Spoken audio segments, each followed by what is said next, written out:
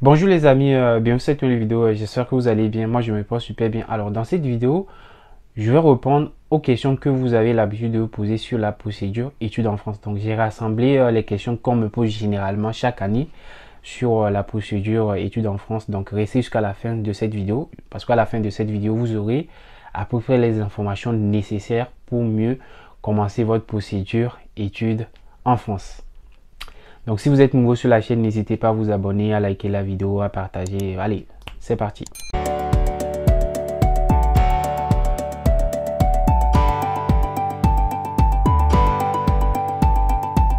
Alors, la question qu'on me pose généralement, c'est quoi Campus France? Campus France, c'est la procédure pour pouvoir étudier en France. Donc, si vous voulez étudier dans les universités publiques en France, vous allez devoir faire la procédure Campus France. Donc, vous tapez sur Google procédure Campus France, vous allez voir comment on va vous expliquer un peu comment ça se passe la procédure Campus France.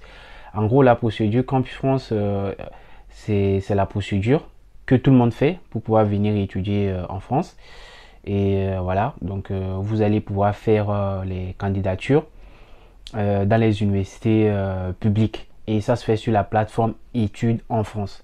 Donc c'est une plateforme qui est gérée par l'agence de promotion des études universitaires françaises qui est Campus France. Donc c'est Campus France qui gère la plateforme Études en France où tous les démarches se font. Donc pour pouvoir étudier en France dans les universités publiques, vous allez faire vos démarches sur la plateforme Études en France. Vous allez pouvoir choisir vos formations, ajouter vos levées de notes, vos documents, vos lettres de motivation, etc. sur la plateforme Études en France. Voilà. Maintenant, la question que me pose généralement, c'est de savoir, peut-on postuler à Campus France si on a une licence? Alors, ce que vous devez savoir est que vous pouvez postuler à Campus France que vous soyez en terminale. Donc, si vous êtes déjà en terminale, vous pouvez postuler, voilà, pour une première année, même si vous n'avez pas encore fini l'année, donc le temps d'avoir le bac et tout, vous pouvez postuler en première année. Donc, vous pouvez postuler à Campus France que vous soyez en terminale, que vous venez d'avoir le bac, que vous soyez en licence 1, licence 2, licence 3, master 1, master 2. Vous pouvez postuler. Combien de choix d'université sont possibles? Donc, sur la plateforme Études en France, vous pouvez choisir au maximum 7 universités. Voilà. Donc, que vous soyez en première année ou en peu importe le niveau d'études, vous allez droit à 7 universités.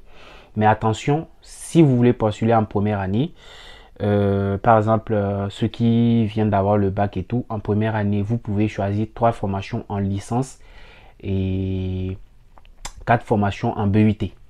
Voilà, donc pour ceux qui sont dans les autres niveaux d'études, vous pouvez choisir toutes les formations possibles que vous souhaitez. Peut-on postuler en informatique via Campus France? Alors, il faut savoir que vous pouvez postuler sur Campus France, peu importe le domaine d'études. Il y a plus de 150 universités publiques en France, universités et écoles publiques en France. Donc, vous allez trouver forcément votre formation, la formation dans laquelle vous voulez postuler. Vous allez trouver ça en France. Donc, ne vous inquiétez pas. Sur la plateforme Études en France, il y a les formations pour tout le monde. Informatique, mathématiques, physique, architecture, chimie, biologie, économie, gestion, histoire, anglais, bref. Vous allez pouvoir postuler dans toutes les formations universitaires possibles. Alors, quel type de formations sont disponibles sur Campus France? Donc, sur Campus France, vous avez la possibilité de postuler dans les formations en licence, les formations en licence professionnelle, les formations en BUT, les formations en master. Donc, j'ai déjà fait plein de vidéos pour expliquer un peu la différence entre tout ça, licence pour BUT et etc. Donc n'hésitez pas à défiler sur la chaîne YouTube pour voir les vidéos. Peut-on postuler dans différents domaines via Campus France? Donc généralement on me pose cette question, est-ce que je peux faire des choix en anglais, en physique, en géographie, etc. Je dirais c'est possible, mais vous allez réduire vos chances d'avoir une admission parce que sur Campus France, on veut, en fait, sur Campus France, on veut que vous fassiez des choix réfléchis. On veut que, voilà, savoir en quelque sorte que vous avez pris le temps de réfléchir sur votre procédure de voyage et tout. Donc, une personne qui a mûri un projet bien mûrement réfléchi ne va pas faire des choix différents dans plusieurs domaines. Si vous le faites, vous risquez d'avoir que des refus et de ne pas avoir une admission et même peut-être soit au niveau du visa d'avoir que des refus. Donc si vous voulez postuler sur Campus France, choisissez qu'un domaine. Si je veux postuler, peut-être je choisis le domaine qui m'intéresse le plus, si c'est la physique, si c'est la biologie, si c'est la géographie, etc. Et le plus important, choisissez des formations qui débouchent tous vers un même métier. C'est le plus important. Parce que par exemple en physique, il y a plusieurs parcours qui vont vous mener au même métier. Voilà, donc choisissez toujours les formations qui vont mener au même métier. Ne pas choisir des formations par exemple en informatique et choisir des formations en anglais. Ça ne va pas vous mener vers un même métier. Vous risquez d'avoir un refus. Alors, combien coûtent les frais de dossier? Alors, les frais de dossier Campus France. Les frais de dossier Campus France, vous pouvez retrouver les frais sur Google. Donc, il suffit de taper sur frais de dossier Campus France Togo, frais de dossier Campus France Bénin, Mali, Guinée, etc. Je prends l'exemple du Togo. Les frais sont à 65 000 si ça n'a pas changé. Le Bénin, les frais sont à 75 000. Le Gabon à 80 000. Le Sénégal à 80 000. Et voilà. Donc, n'hésitez pas à faire des recherches sur Google pour trouver les frais de dossier à Campus France. Parce que quand vous voulez faire vos candidatures sur Campus France, après, vous allez payer des frais de dossier. Donc, les frais pour la gestion de votre dossier, ce qui permet que la plateforme sur laquelle vous faites des candidatures chaque année soit opérationnelle. Donc, chaque étudiant va payer des frais de dossier. Donc, en fonction des pays, ça peut varier. Donc, c'est pour cela que vous devez faire des recherches sur Google pour connaître les frais de dossier à payer sur Campus France en fonction de votre pays. Quels sont les documents à fournir pour postuler? Alors, j'ai déjà fait une vidéo aussi pour expliquer en détail les documents à fournir pour chaque niveau, que ce soit quand vous êtes en terminale, vous venez d'avoir votre bac, licence 1, licence 2, licence 3. Donc, recherchez sur mon compte, vous tapez documents à fournir Campus France Farouk, vous allez voir les vidéos qui expliquent en détail. Mais si je veux expliquer ça en grosso modo, pour ceux qui sont par exemple peut-être en licence 2, licence 1, qui viennent d'avoir le bac et tout, vous devez fournir vos relevés de notes et bulletins depuis la classe de seconde. Voilà, donc ceux qui sont par exemple en licence 3 jusqu'en master, vous devez fournir vos documents, voilà, vos relevés de notes à partir du bac. Voilà, donc une personne qui postule par exemple qui vient d'avoir le bac, pour postuler, lui doit fournir ses bulletins de seconde, première, terminale, ses relevés de notes de bac, etc. Donc pour une personne qui veut postuler par exemple en master, la personne doit fournir ses relevés de notes du bac, licence 1, licence 2, licence 3, diplôme de licence, etc. Et aussi, vous avez la possibilité de fournir, si vous avez fait des stages, d'autres formations, peut-être des formations en Word, Excel, bureautique, bref, tout ce que vous avez eu à faire comme formation, si vous avez fait des cours de langue, etc. Vous pouvez tout fournir. Alors, quand commence la procédure? Alors, la procédure Campus France commence chaque année en octobre. Chaque année, le 1er octobre, vous allez pouvoir commencer par faire les candidatures. Non, mais ça ne veut pas dire que dès que ça commence le 1er octobre, vous devez tout faire et soumettre votre dossier. Non. Généralement, vous avez un délai pour soumettre votre dossier en fonction des pays. Ça peut aller jusqu'au 15 novembre ou 15 décembre. C'est pour cela qu'il est très important de consulter le calendrier de procédure de votre pays. Sinon, la procédure commence chaque année le 1er octobre. C'est pareil pour tous les pays. C'est juste au niveau de la date le délai de soumission qui change. Voilà. Est-il obligatoire? Non. Je pense que je suis en train de sauter les questions là. Peut-on postuler en informatique si on a un bac littéraire? Chaque année, on me pose cette question. Donc, si vous venez d'avoir un bac littéraire, si vous postulez en informatique, vous risquez d'avoir des refus. Parce que généralement, en informatique, les conditions d'admission, les prérequis des universités, c'est d'avoir des bases scientifiques, d'avoir des bases en maths, en physique, en chimie, dans les domaines scientifiques. Donc, si vous venez d'avoir un bac littéraire, vous rédigez vos chances d'avoir une admission en informatique. Donc, si vous avez l'intention de faire l'informatique, ce que moi je vous conseille, c'est un conseil. D'abord, c'est de commencer l'informatique dans votre pays. Donc, faire l'informatique en première année, en deuxième année. Si vous faites vos preuves, par exemple, si vous en sortez bien en première année, en deuxième année, là, vous allez pouvoir postuler et avoir plus de chances d'avoir une admission en informatique. Mais si vous venez d'avoir un bac littéraire et vous tentez, franchement, vous risquez que des refus. Voilà. Comment justifier une année blanche? Donc, supposons il y a des personnes qui m'écrivent souvent pour se dire oui, j'ai pas été à l'université cette année. Comment est-ce que je peux justifier? Parce que quand vous voulez faire la procédure confiance, on vous demande de justifier chaque année à partir du bac. Alors, donc, pour justifier une année où vous n'êtes pas allé inscrire à l'université, vous avez plusieurs possibilités. Donc, soit peut-être vous travaillez, vous allez fournir l'attestation de travail. Vous avez eu à faire un stage, vous fournissez l'attestation de stage. Vous avez eu à faire des cours de langue, donc attestation de cours de langue.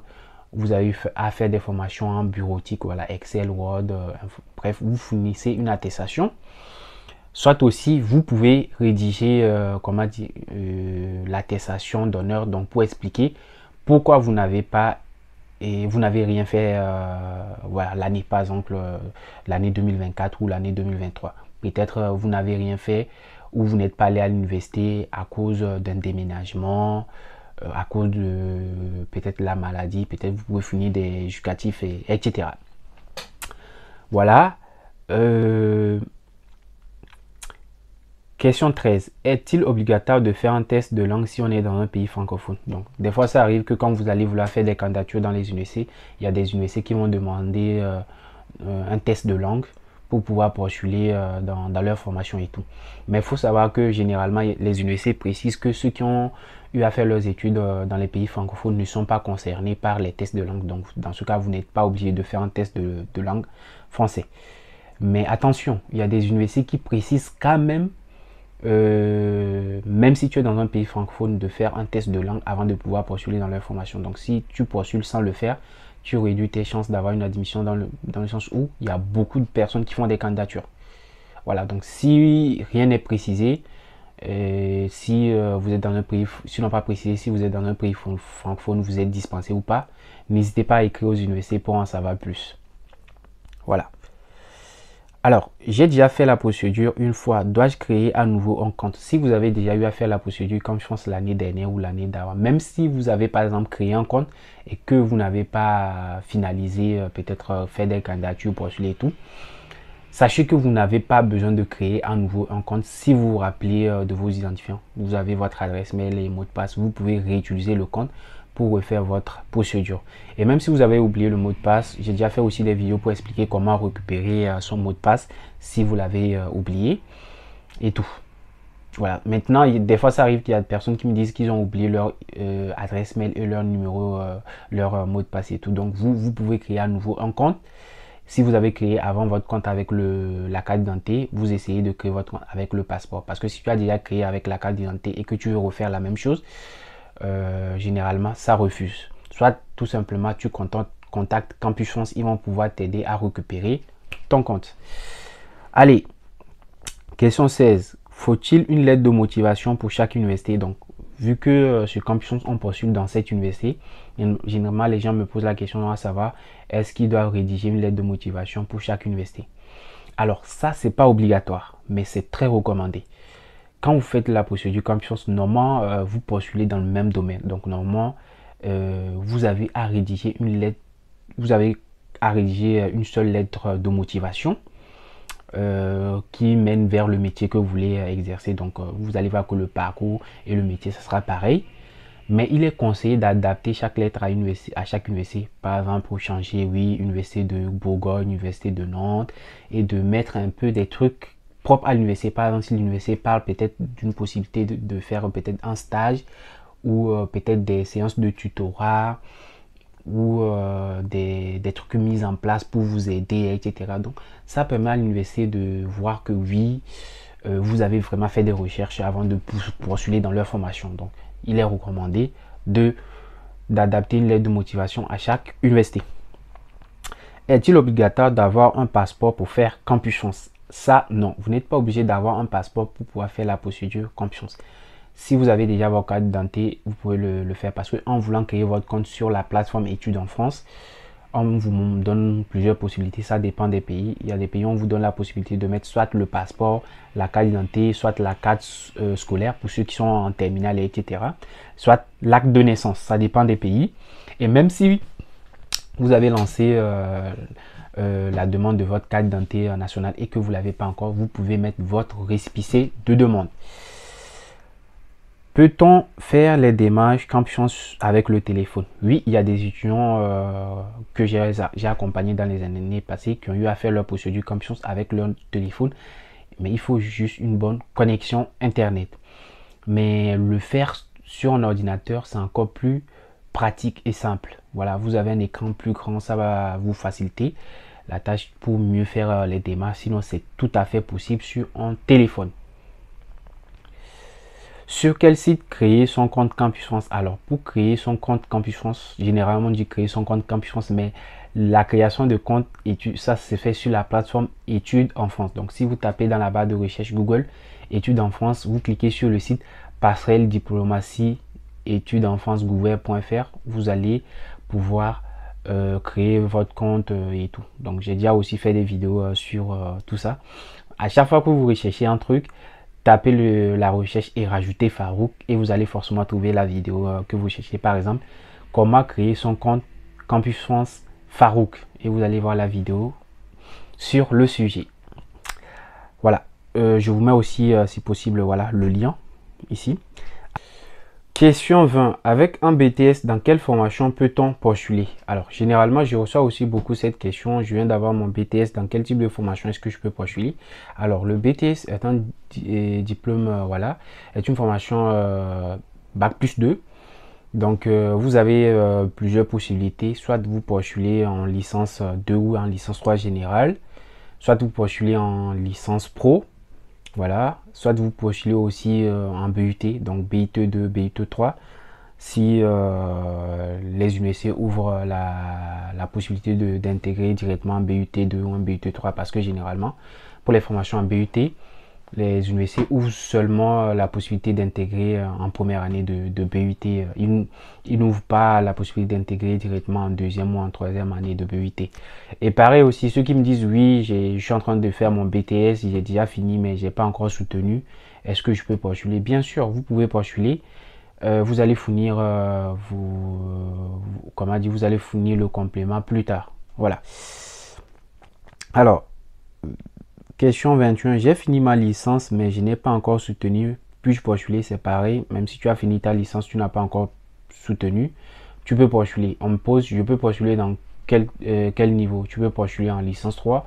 Tu peux postuler en master. Donc, c'est à toi de voir. Mais il faut juste savoir que les masters sont beaucoup très sélectifs. Voilà. Donc, si vous n'êtes pas sûr d'avoir les documents le plus tôt avant peut-être que la procédure ne soit clôturée, le mieux c'est de postuler en licence 3, parce que si les universités n'ont pas tous les documents nécessaires pour juger de votre niveau, vous allez réduire vos chances d'avoir une admission.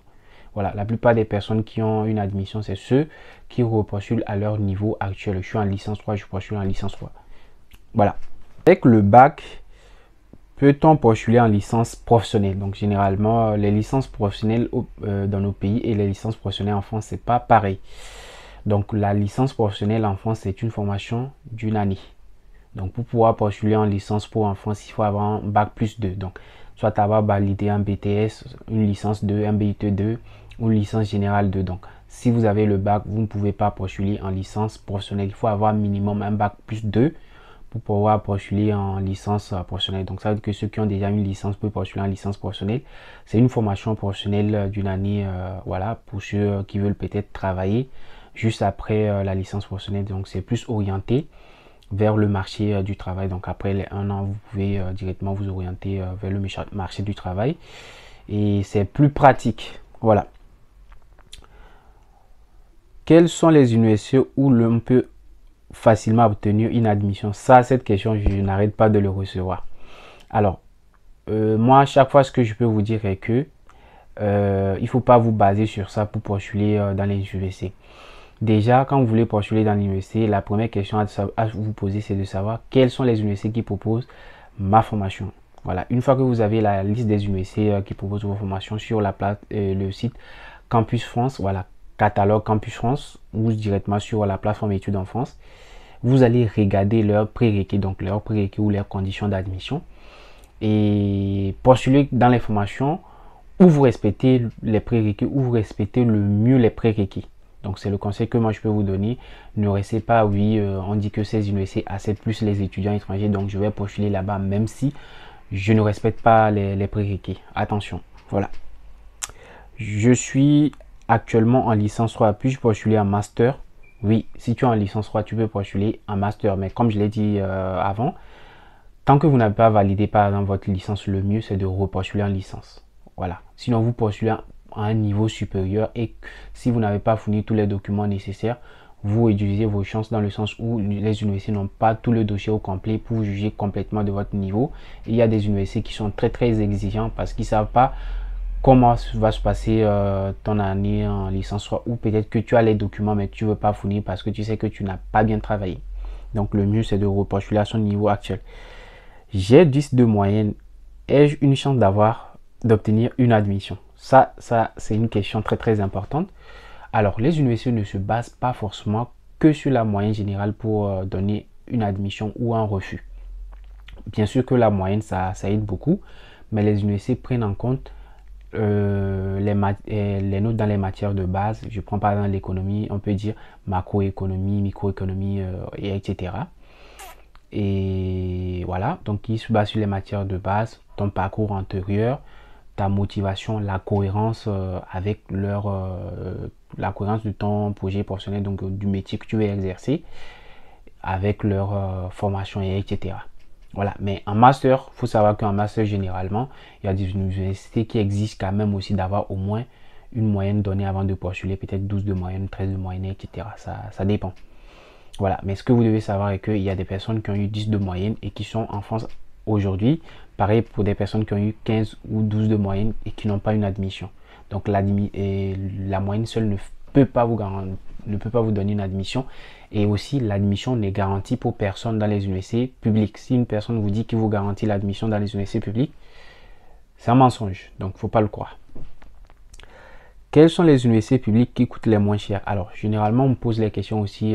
Quelles sont les universités où les frais de scolarité sont moins chers? Donc, les universités où on paye 170 euros à 175 euros en licence et 243 euros ou 253 en master.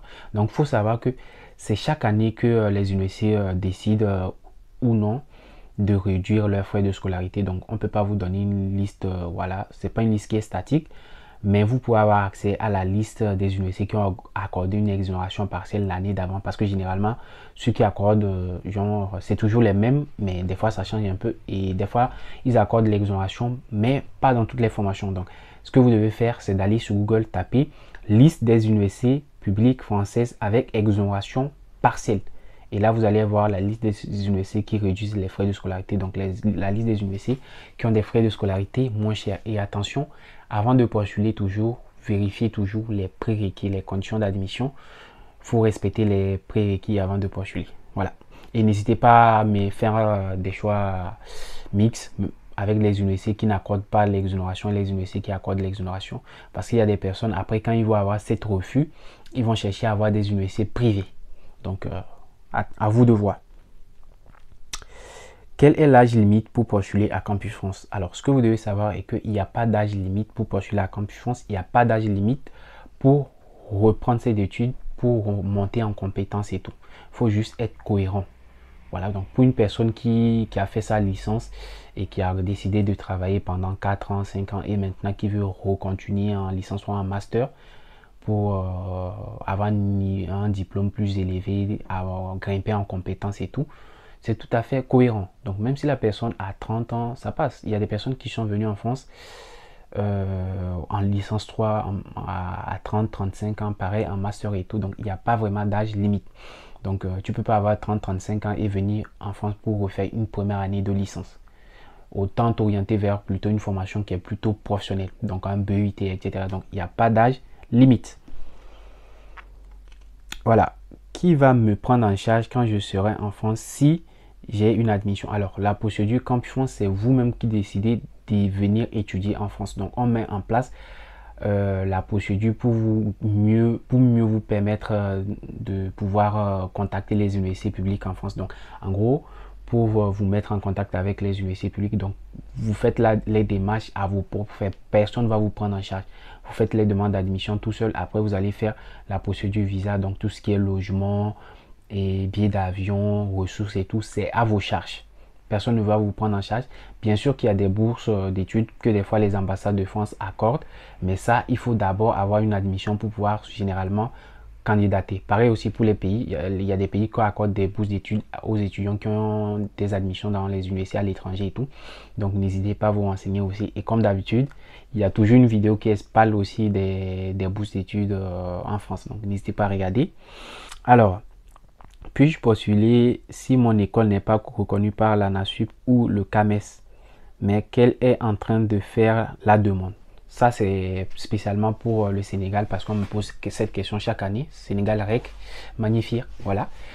Faut savoir qu'au Sénégal, ils sont très exigeants au niveau des écoles. Voilà, donc les écoles dans lesquelles vous faites vos études. Et pour pouvoir postuler à Campus France, je n'ai pas encore vu les critères d'inéligibilité de Campus France Sénégal. Chaque année, il y a ces critères. Dès que je vais voir ces critères, je vais faire une vidéo sur ça.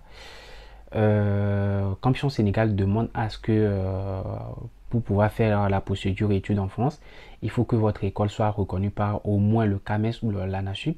S'ils ne sont pas reconnus, vous n'êtes pas éligible. Donc même si vous faites les démarches, vous payez les frais, votre dossier va être rejeté. Donc même s'ils sont en pleine démarche, ça passe pas. Ou regardez les prérequis, les conditions d'admission des universités. Donc généralement les prérequis, voilà les conditions d'admission des universités. Généralement, il y a des universités qui mettent les prérequis directement sur la plateforme études en France. Donc, quand vous choisissez une formation, dans les détails, vous allez voir les prérequis. Mais attention, généralement, ils ne précisent pas tous les prérequis sur la plateforme études en France. Donc, ce que je vous conseille toujours, c'est d'aller directement sur le site des universités, dans la partie catalogue de formation ou programme, pour voir et dans les détails de votre formation, par exemple licence ou master en biologie, etc., pour voir les conditions d'admission là-bas. Et des fois, il y a des personnes qui me disent, oui, au niveau des conditions d'admission, ils ont juste précisé d'avoir un niveau B1 ou B2 en français. Ça, c'est pas des conditions. Ça, c'est logique.